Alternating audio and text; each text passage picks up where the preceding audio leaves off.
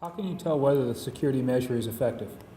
I think that is an issue that would have to go before each judge, and of course they have to judge that for themselves. I think the executive has to play the role of presenting how effective it is and telling the judge that it is effective, proving it to the judge. Well, But how?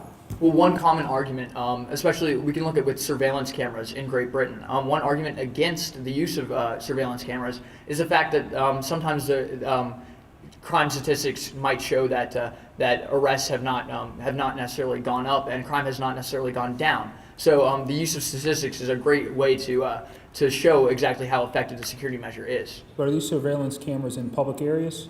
Yes, that's what I was referring to in Great Britain. So the Fourth Amendment wouldn't apply in those situations, right? Well, according to Katz, and there is dissension on my panel about this, according to Katz, there is no reasonable expectation of privacy within a public sphere. However, there is an argument that the Fourth Amendment might be looked at.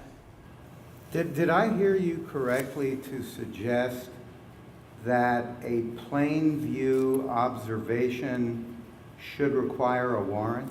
Well, what we're looking at, we were looked at specifically in United States v. Mann, which is a Seventh Circuit court case, where basically Mr. Mann was found with voyeurism on his computer, and the law enforcement officials, they used a specific program, a KFF program that identified that looked specifically for, along with others, mainly child pornography. And so what I'm interested in is the idea of plain view. What is your understanding as to what that term means? Well, I think that it's in general it's been applied in which case you have a warrant for one thing, and you go in and you have the warrant to search for a particular thing, and then if you happen to see drugs laying out, and then that you don't have to exclude that evidence. You don't have to follow the exclusionary rule for that. That would be the plain view doctrine. Is there a second section to that, to the plain view doctrine? Well, I think following the plain view doctrine, you have to have the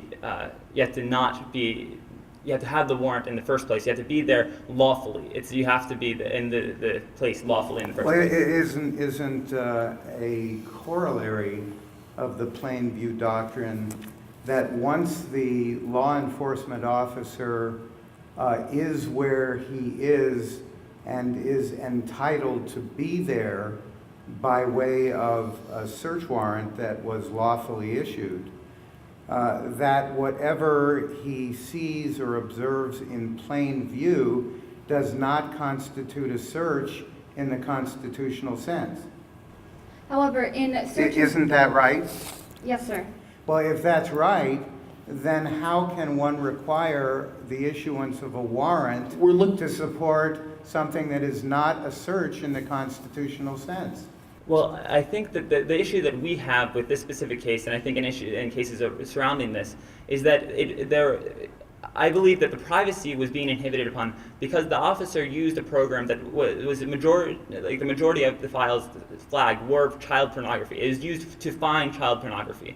They had a warrant to try to look for voyeurism on this mapping. What's the difference between voyeurism and child pornography? What are you calling voyeurism? This voyeurism in this case, this is a ridiculous case. The man put up a video camera inside a woman's locker room and it videotaped himself putting it up.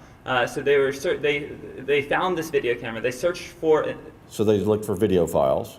Yes. They would look for video files. And were the files that the pornography, were they pictures or were they video files? They were video files. The problem that we have is that they use this known file sort of finder essentially, where they looked for things that they had previously found on other child pornography offenders, and they were looking for these files. So it was not useful, I think, in looking for the voyeurism files. It was really more of, I think it was a side way of trying to use the open view doctrine to getting getting another warrant. The distinction that must be made is the means in which the officers found the child pornography files. If merely they were clicking through the computer and looking for voyeurism and stumbled upon these child pornography files, that is clearly a part of the plain view doctrine.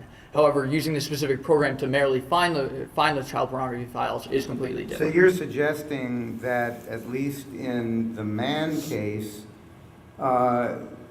the issuance of the warrant and the use of it was merely a pretextual basis for fishing for child pornography. Is that the idea?